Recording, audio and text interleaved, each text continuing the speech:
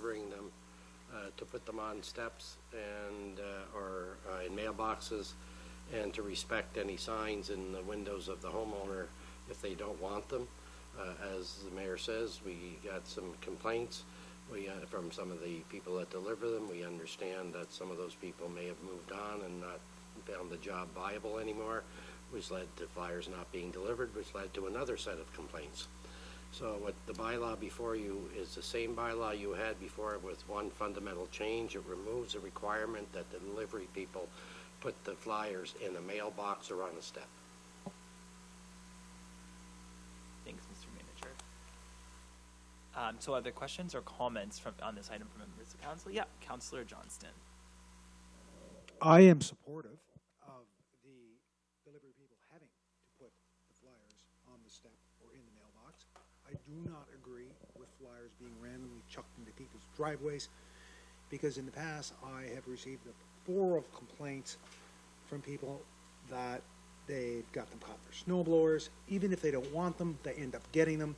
If you put them on the steps, if you put them in a mailbox, if there's some requirement or parameters around delivery, it inherently solves that problem. I understand that one particular individual that delivers the flyers was fairly vocal about that. I believe it was the same individual that was vocal about the clothing distribution centers with the Salvation Army and that sort of thing. When that changed, it's hard to keep everybody happy.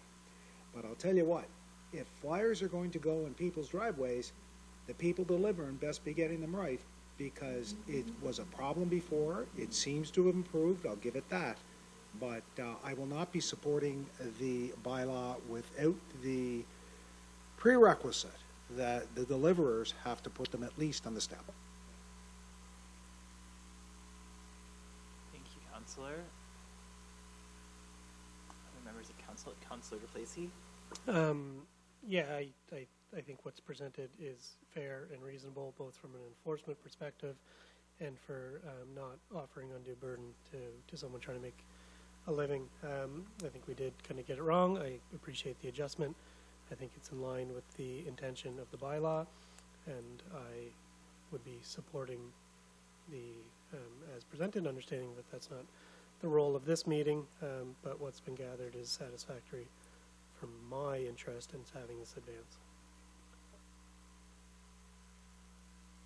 Yeah, thanks. Thank you, Councillor. Just to speak on this from the chair, and you know, from my perspective, this is something that, of course, not just the city of Miramichi has been dealing with. We've been seeing this play out in cities around the province and in the Maritimes, in fact. And I from my perspective, we had very good intentions with the first iteration, which may have proved itself a bit heavy-handed in the ability to enforce the bylaw, but also what we saw happening in the community was big parts of the community stopped receiving the flyers. So I think that this creates an ideal middle ground where it is everybody's right not to receive them if they don't want to, but it is also their right to receive them if they do.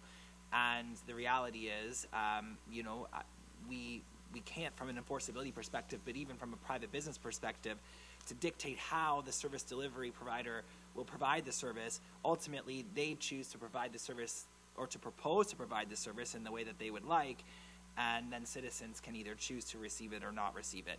And that is what this new version will do. So, yeah, learnings, and again, I would have, ideally, the first version would have worked, but it proved that it didn't.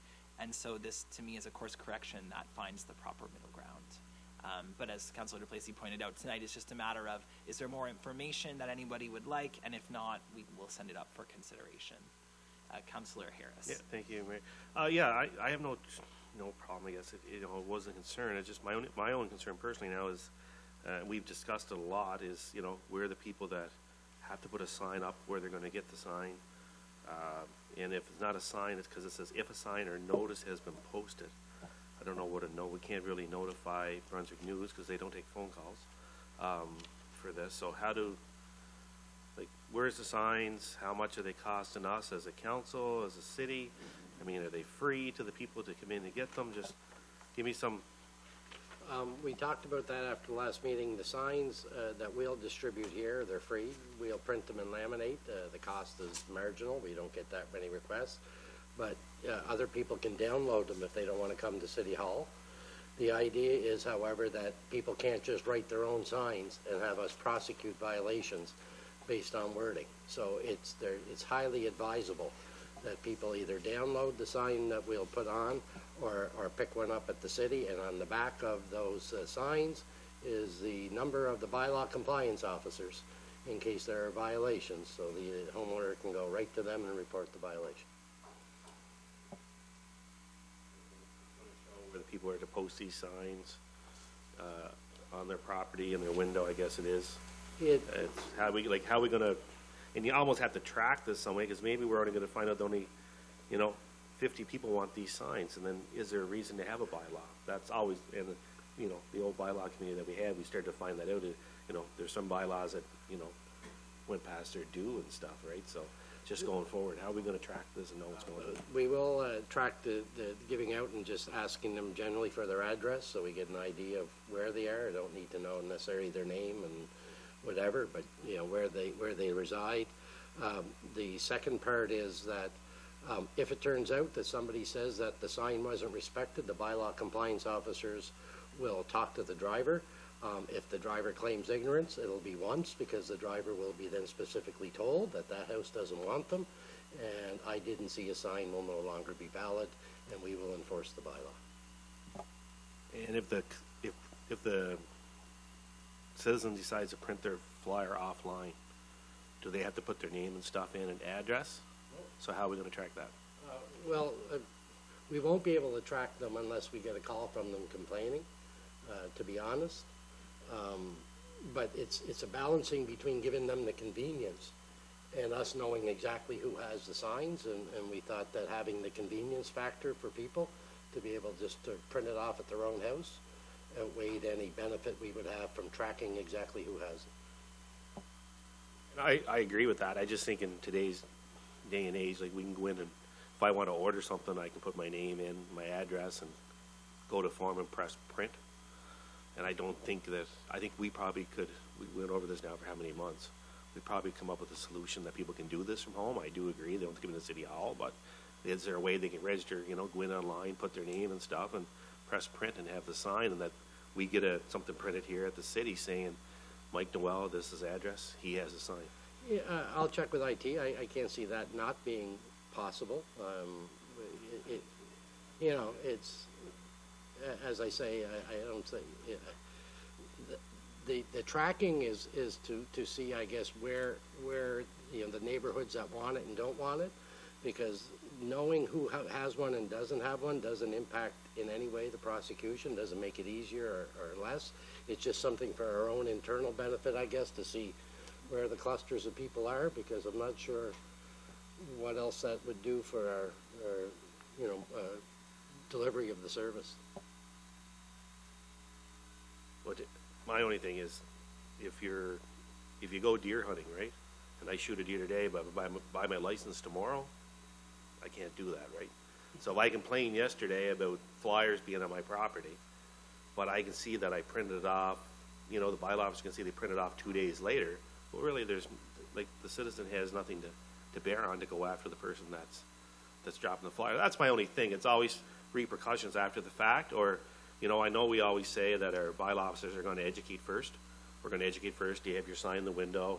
Yes, I do. Well, that might be his third time hearing that day, and he may charge that person, or that person just printed the sign off like 10 minutes before they got there. Only thing I'm thinking is just to make sure we have our dates and everything in line, so if you do charge anybody or it does go, it's legit, Mike. That's the only reason I'm asking. I understand, and we will check on whether we can collect the data of who's getting them. It can't be that hard. Okay, we'll check. It's not hard. I don't think. Councillor DeBlazy, yeah. Councillor or Director McTavish had previously set one up on the engaged member sheet that we didn't want, but it was pretty easily set up, so I'm sure we can figure it out. Yeah. Okay. And do someone else want to speak on the actual item, the bylaw, the flyer? No? Okay. So then do I have a member of council to make this motion to send it up to regular or special council. Councillor Duplessis, seconded by Councillor Harris. On the question, all those in favor? Aye. Opposed? Motion carried. Noting the nay vote. And I guess regarding the discussion of having people register, Mr. Noel, that would not impact the bylaw itself, would it? No. It doesn't help or hurt. It's no That's just an, okay. So there wouldn't be any further adjustments to the text of the bylaw. Okay, thank you. Okay, the next item is fireworks funding. Is that to you, Mr. Manager? Yeah. That is an annual file, shows up early this year, and it generally shows up when